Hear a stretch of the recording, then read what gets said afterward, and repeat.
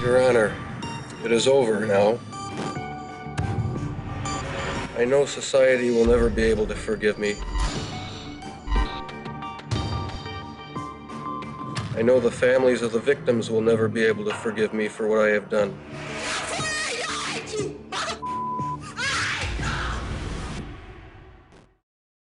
No one had a clue as to what was happening for over a decade. Police were led there by a man who told them he'd been attacked with a butcher knife. Sources close to the case say the motive includes elements of sexual violence and cannibalism. Afterwards, were you repulsed? Were you upset? No, at the time, it was almost addictive. Jeff Dahmer is apologetically admitting responsibility. Do you know what started it? Was there any kind of incident that you can remember? To this day, I don't know what started it. And the person to blame is sitting right across from you. That's the only person. Not parents, not society, not pornography. I mean, those are just excuses. Were you molested? Never. Never. In your childhood, you have any memories of anything that you would associate with what you became? No, that's the strange thing. I can't pinpoint anything. So there was nothing in your childhood? No, no abuse, no physical abuse, no verbal abuse. It was a normal childhood in a good home. Something went awry in my thought life. I don't know why.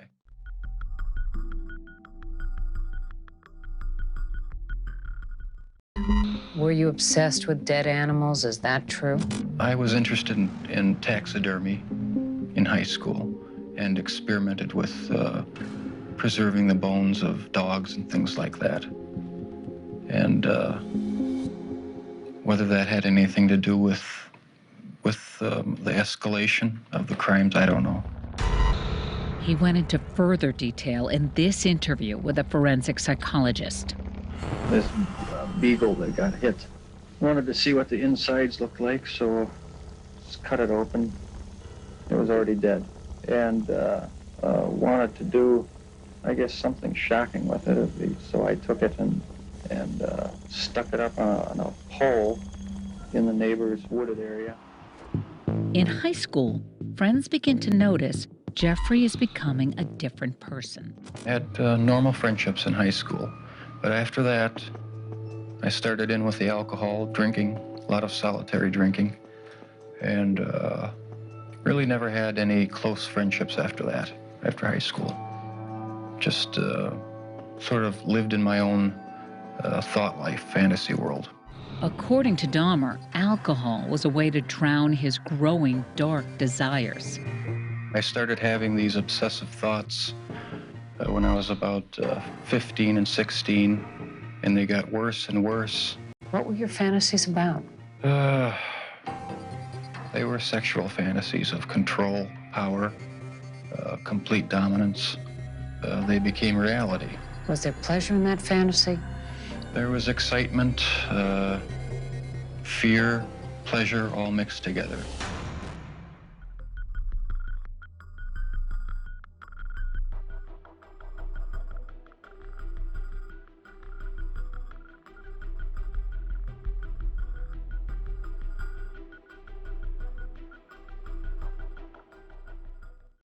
I always knew that it was wrong, but after the first killing was not planned. I was coming back from the shopping mall back in '78. I had fantasies about picking up a hitchhiker and taking him back to the house and having complete control and dominance over him. Dahmer's violent fantasies become reality when he crosses paths with 18-year-old Stephen Hicks looking for a ride to a nearby rock concert. All of Dahmer's victims were men. His attraction to men is what both motivated and repulsed him. Never understood it. There was no use trying to fight it because I couldn't rid myself of it. It was too powerful and persistent. Do you dislike it? Yes, it's caused a lot of problems. have conflicts and unanswered questions. Stephen Hicks's parents report him missing in 1978, but don't get any answers until 1991 when Dahmer confesses.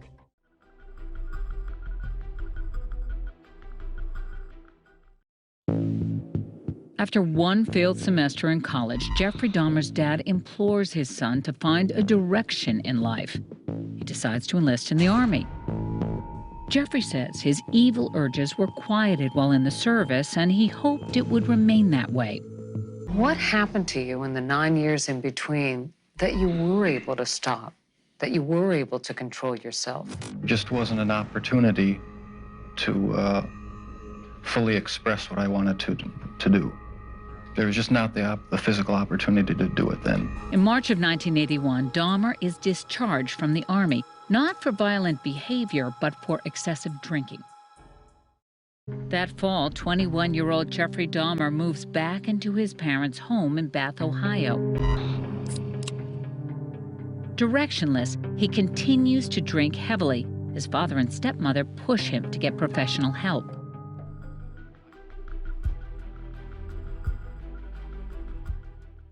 Dahmer's grandmother believes that through God, Jeffrey will change his sexuality. So he attends church and gets a job drawing blood at a local blood bank. But at this point, his depraved urges become harder and harder to control, and he acts out.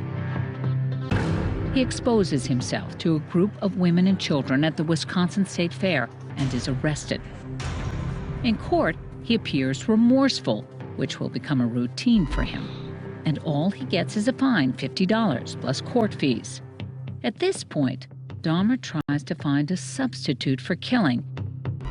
And what he settles on is truly disturbing.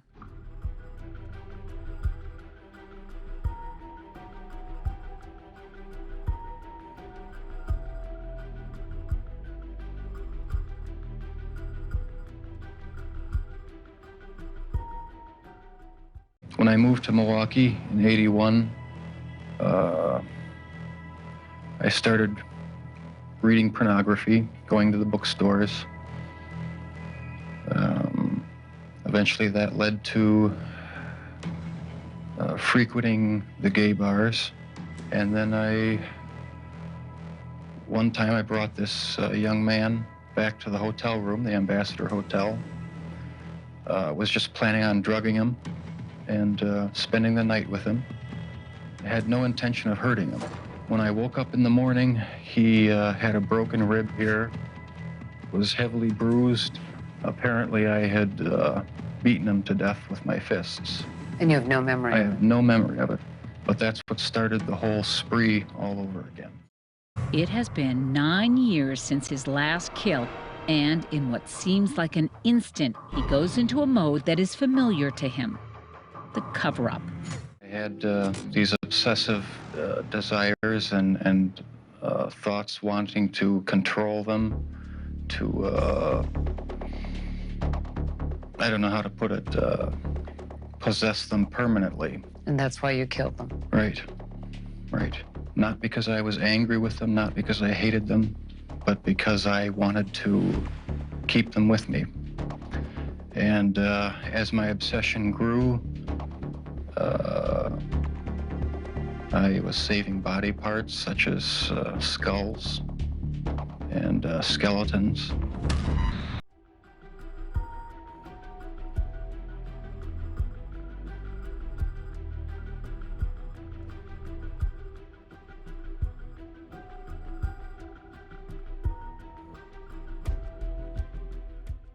I kept the mummified head and skull of one of the victims in a carrying case in my locker at work. Were you almost flaunting it? Yes, but that's how strong the compulsion was. That's how bizarre the desire was. I wanted to keep something of the person with me.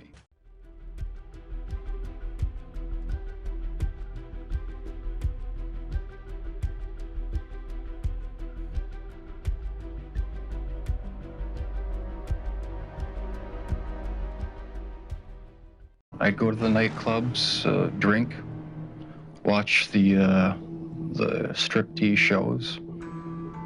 And if I didn't meet anyone at the bars, I'd go to the bath clubs and meet someone there, offer them money, and we'd go back to the apartment, have a few drinks. I'd have the sleeping pill mixture already prepared. Person would drink it, fall asleep, and that's when they would be strangled. He wanted his victims to be still and quiet, so he didn't have to face their humanity. It's a process. It doesn't happen overnight. When you depersonalize another person and view them as just an object for pleasure instead of a living, breathing human being, it seems to make it easier to do things you shouldn't do. Do you ever think about your victims? I've often wondered why I haven't had more dreams or nightmares about what I've done. For some reason, it's like it's blocked off from part of my mind. If I dwelled on the subject all the time, I wouldn't be able to function. He told me his motivating force was to have sex with a partner who wouldn't leave him. But more than that, he wanted to be the aggressor, and he didn't want to be touched. What do you want to say to the families of the victims? I had no intention of hurting them. I was extremely selfish. I was only thinking of myself, my own pleasure, my own perverted desires.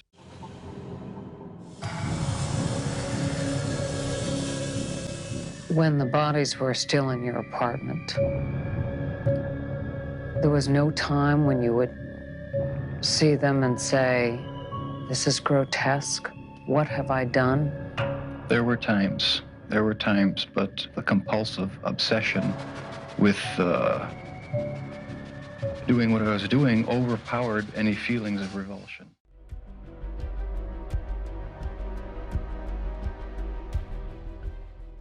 Why did you photograph them? It was my way of remembering their appearance, their physical beauty. I also wanted to keep something. If I couldn't keep them there with me whole, at least I felt that I could keep their skeletons. And I even went so far as planning on setting up an altar with the 10 different skulls and skeletons. And what was the purpose of the altar going to be? As a sort of memorial. A point where I could, I don't know. It's so bizarre and strange, it's hard to describe. A place where I could collect my thoughts and feed my obsession. This is a sketch of the altar drawn by Jeffrey Dahmer. I was branching out. That's when the cannibalism started. Eating of the heart and the arm muscle. It was a way of making me feel that they were a part of me. At first, it was just curiosity, and then it became compulsive. How did you have a normal relationship with your family? When you try to keep a terrible secret like I was, it warps every other aspect of your life. But I managed to go to work, conduct myself just like anyone else would. Well, you're looking good. Grandma was saying that she thought that you got quite a bit thinner, but you look fit. I don't know. Well, I have been surviving mostly on McDonald's food. It's just so much easier just to pop into a restaurant. But Yeah, like I've said before, it gets too expensive, and it does. I have to start eating at home more. I desensitized myself to it. I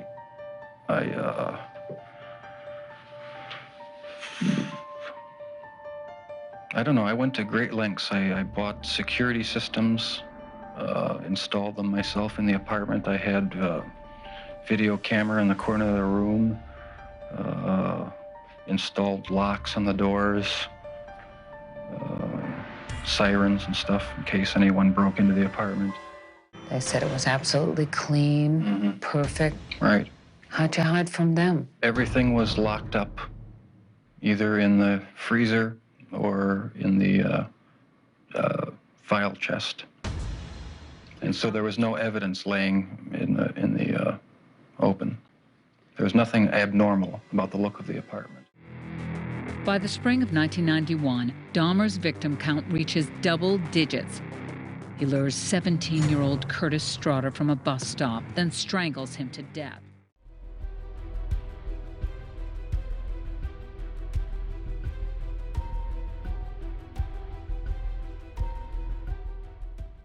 His experiments lead to the death of his 11th victim, Errol Lindsay. A month later, he fails again, this time with 31-year-old Tony Hughes, a deaf man who Dahmer communicates with through written notes. I tried to keep the person alive by inducing a zombie-like state. By injecting first dilute acid solution into their brain or hot water. And it never did completely work. Dahmer tries for a third time in May 1991. The boy is 14-year-old Konorak Sinthensamphone. Injured and drugged, he escaped when Jeffrey Dahmer left the apartment to buy beer.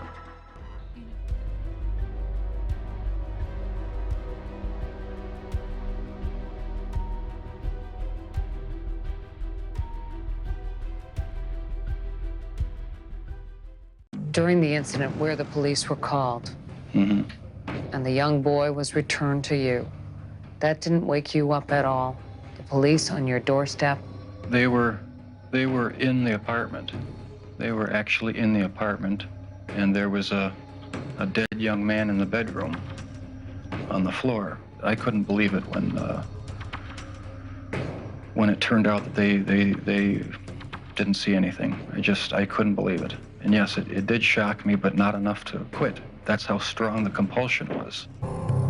Konorak Sinthensamphone was Dahmer's 13th victim. After the close call with the police in May of 1991, Jeffrey Dahmer's killing accelerates to a dizzying pace. Within a week, he murders 20-year-old Matt Turner and 23-year-old Jeremiah Weinberger. Only 10 days later, he strangles 24-year-old Oliver Lacey. 25-year-old Joseph Braidhoff becomes Dahmer's 17th and final victim. Then, within days, Dahmer's reign of terror comes crashing to a halt.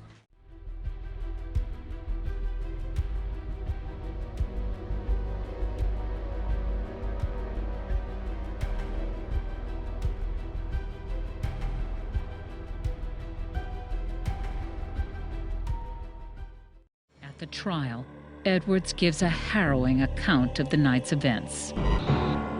He told me to lay down, face down, put both of my hands behind my back. Kind of laid across me, put his head across my chest at that point, like he was listening to my heart, because at a point he told me he was going to eat my heart at that point. Exorcist movies was playing at that time. I said, well, at least I'm going to die trying. I'm not just going to sit here. And then I just, for some reason, I said, well, I need to go to the bathroom, and he didn't follow me at that point. And I ran out. This was part of Jeffrey Dahmer's ritual. He would watch Exorcist 3 before every murderous outing. I felt so hopelessly evil and perverted that I actually derived a sort of pleasure from watching that tape. Did you like feeling evil? No, I didn't. But I had tried to overcome the thoughts, and it worked for a while, but eventually I gave in. We're investigating a homicide which occurred in the apartment building in 900 block of North 25th Street. The evidence collected is straight out of a horror film. severed heads, bleached skulls, a 57-gallon vat of acid used to dissolve human flesh, and inside the refrigerator, neatly packaged body parts ready for consumption. What was the turning point for you that made you suddenly realize that you had done something terribly wrong, something you should be sorry for? It was the night of the arrest. I have no memory of what happened during the 6 hours before the last victim ran out of the apartment. I heard a knock on the door, and the police were there with the last victim.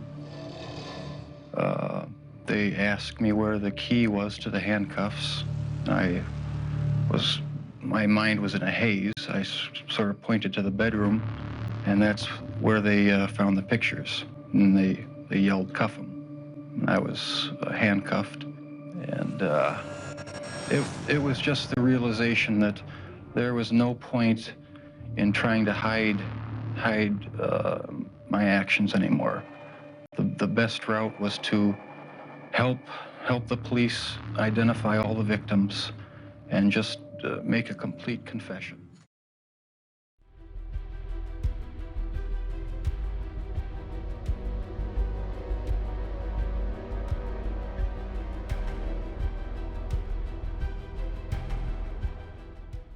Ten of your 17 victims were black. Were they racially motivated? It was not racially motivated. It was not sexual preference. It was just to find an obsession with the best-looking young man I could find. You're wearing glasses now. Right. You didn't during the trial. Why not? I didn't want to. I felt uncomfortable looking anyone in the face. I didn't want to see anyone's face clearly. It helped me disassociate myself from what was happening. Dahmer didn't have to look, but he did have to listen. He tried tasting the flesh and the heart. He reported that it had a beef-like flavor. Do you still feel those same urges? Do you still feel that compulsion, that obsession? I wish I could say that it just left completely, but no, there are times when I still do have the old compulsions. Could someone like you be stopped? Could you be helped? No, I was dead set on going with this compulsion. It was the only thing that gave me any satisfaction. Did the defendant, Jeffrey L. Dahmer, have a mental disease? Answer, no. After the verdict, the families of the victims are allowed to address the killer.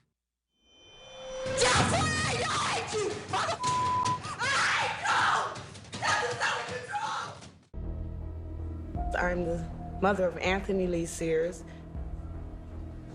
and I just wanted to know, just why, why would it be my son, I would like to say to Jeffrey Dahmer that he don't know the pain, the hurt, the loss, and the mental state that he had put our family in. With the death penalty not an option in Wisconsin, Dahmer is given more than 15 life sentences, equaling 936 years. Jeffrey Dahmer would spend the rest of his life behind bars. I try not to think too deeply about anything, because then I get depressed. I try to figure out why this happened, what started these thoughts in my head at such a young age, whether this has any meaning to it, or whether this is all just a horrible coincidence, all the events in my life. I feel that I'm better off here than I was on the outside doing what I was doing. You're glad you're in prison. I think it's best for everyone, right? As prisoners often do, Dahmer turns to God while behind bars. If you were out on the street now, would you still be committing the crimes? Probably. If this hadn't happened, there's no doubt I probably would be. I can't think of anything that would have stopped me. You know the families of the victims don't believe in your conversion or your sorrow. Oh, right. And if I was on their end of the table, I wouldn't either. Ultimately, I am accountable to the Lord Jesus Christ. He'll be my final judge. Can your sins be forgiven? The Lord Jesus Christ's shed blood is powerful enough to wipe out even my sins. How should you be punished? Well, there's no question that I deserve the death penalty. I've wondered myself why I don't have the death penalty. That's what I deserve. I deserve death. What do you think happens after you die? Right. That's the big unknown. I've had thoughts of suicide, but I just haven't been able to carry them through. So I don't know what the future will hold.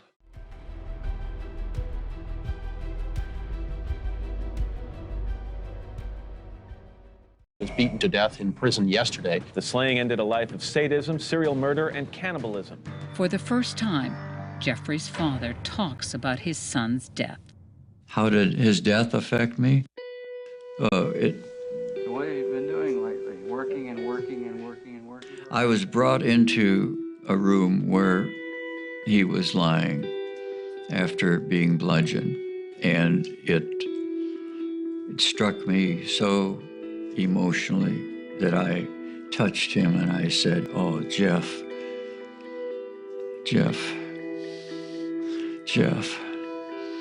It was extremely emotionally devastating to see him, disregarding all of the horrible things that his demented state caused him to do. I was at least very, very glad that he had done what we believers believe. I'm very, very proud that in the end he did everything that was required for the initial salvation. I believe he's with God. He forgave Jeff according to what's said in the scriptures, and therefore I forgive Jeff.